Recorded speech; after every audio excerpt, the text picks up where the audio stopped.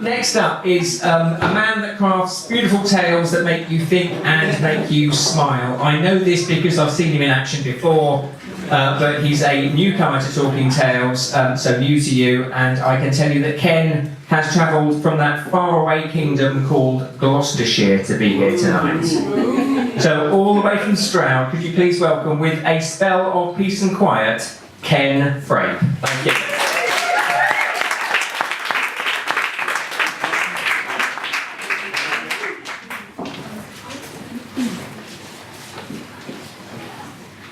It was a very dark, very stormy night, and deep in the darkest heart of the enchanted forest it was perfect weather for all sorts of mischief and mayhem. And it would have been business as usual if only Witch Griselda hadn't just been forced to take a long overdue retirement. All she wanted now was a spell of peace and quiet. Thanks. Her potions and spell books, much redacted for health and safety reasons, had been a sellout at the charity jumble sale at the castle, along with dozens of besoms. She hadn't been allowed to attend in person on the grounds that, even though she was retired, some people would still be afraid of her. But people seemed happy to believe that the broomsticks were all hers, and used regularly. Only one careful witch owner, she chuckled, as she wrote the words in raspberry juice as red as blood on the labels. Everyone, it seemed, wanted to own a slice of Witch Griselda memorabilia. Griselda was tired now, and she was becoming increasingly clumsy. Why, only last month she'd accidentally dropped her magic wand when she was polishing it, and as the tip touched her favourite cast iron cooking pot, it disappeared in a flash of coloured stars. Gone. Never to be seen again. Oh, bugger, she grumbled with an angry pout. I really like that cooking pot. Nowadays, she just wants to sit back in her rocking chair by the fire and watch the dancing yellow flames as they lit their way up the sooty chimney. Her old familiar, the coal-black shadow, would be curled up on her lap, and the two of them would doze away their days until bedtime, or death, whichever came first. She wasn't that much bothered these days. Flatulence and piles were only comedic when somebody else had it. Sadly, there will be no more dark, stormy night jaunts for them, swooping around the midnight sky, and they're really going to miss the Halloween larks. As people gradually got used to the idea that the witch Griselda really was retired and no longer licensed to practice her terrifying arts, no longer quite so scary, the curious came in droves to gawk and stare at her cottage made of sweets, their torches pin-pricking the darkness, the mouths flopping open like stupid goldfish. And if Griselda appeared at her window, or opened her front door, they would squeal and run away, shivering at their bravado, like poking the body of a dead spider, their skins tingling with excitement. Now, someone had even been bold enough to take a bite out of one of her caramel gateposts. Following this insult, Griselda said to Shadow, "Right, enough is enough," and she retrieved her yellowing false teeth among the bed before slipping them into her puckered cat's bottom mouth, licking off the dust and some other unidentifiable substance with relish. She ran her wizened, walnut-knuckled fingers across her tinder-dry scalp, sending a cloud of dry skin particles to dance dizzily in a stray flicker of firelight before turning to silver dust around her warm and cosy wrapped fur slippers. Griselda had hoped that her work clothes would stay in her wardrobe, rotting away in the dark, gathering dust and lovely green mould. She loved the taste and smell of mould, especially when added to her speciality, gut and gizzard soup. Now she smiled once again as she felt the familiar weight of her black cloak, and she slipped it around her bone-thin shoulders, followed by her wig, and with everything liberally coated in fresh, silky cobwebs. Her spiders clearly hadn't retired yet, because Griselda had forgot to tell them that she had, so they were still merrily spinning their webs in the darkness.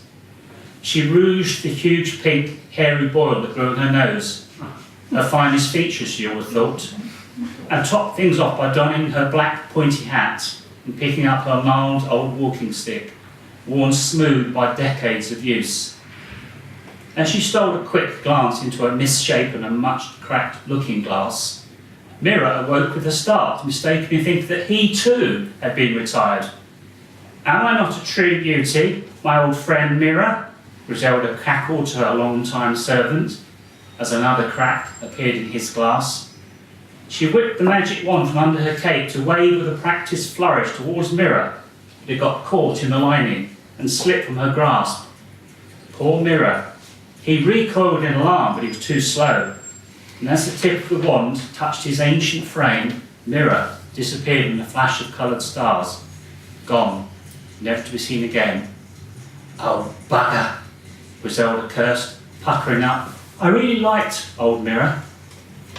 Meanwhile, Shadow the cat had sat patiently, watching with a quizzical look on his face or licking his bottom with sandpaper tongue deficiency.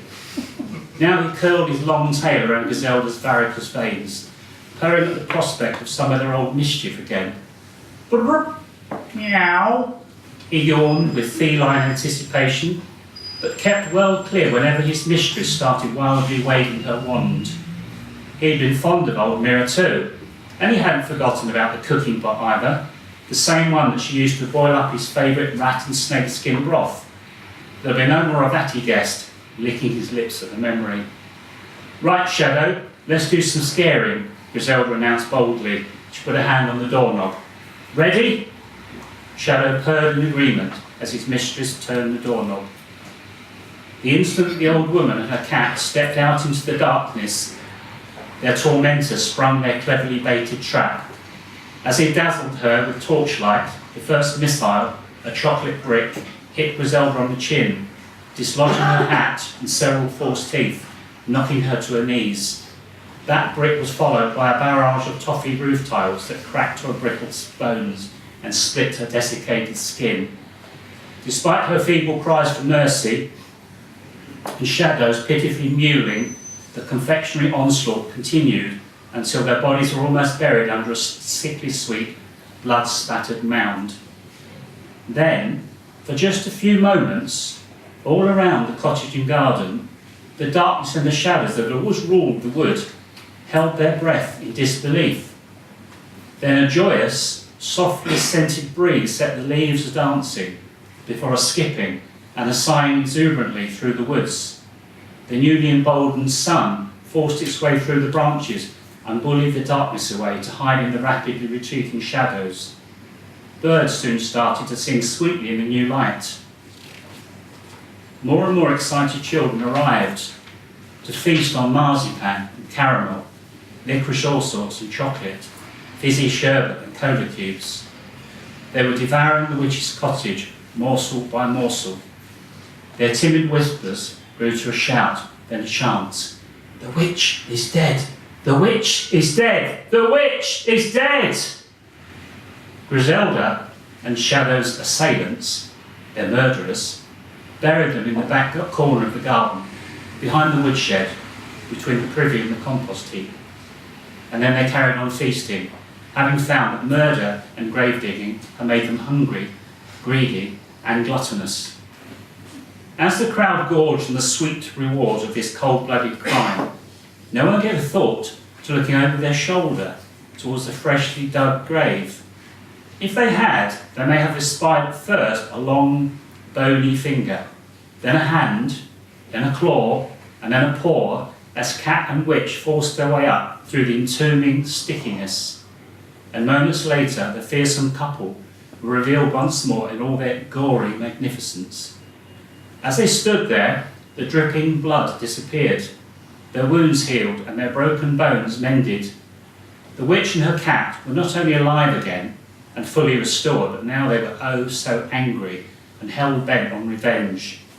"Retirement will have to wait," Griselda growled as she straightened her pointy hat. Shadow hissed in agreement as he made every hair on his body stand on end. They both took one menacing step forward.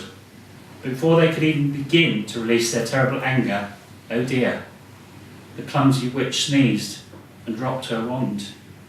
She and Shadow watched in slow motion horror, helpless as it fell, magic tipped downwards, first onto Griselda's foot, and then it bounced up to touch the top of Shadow's head.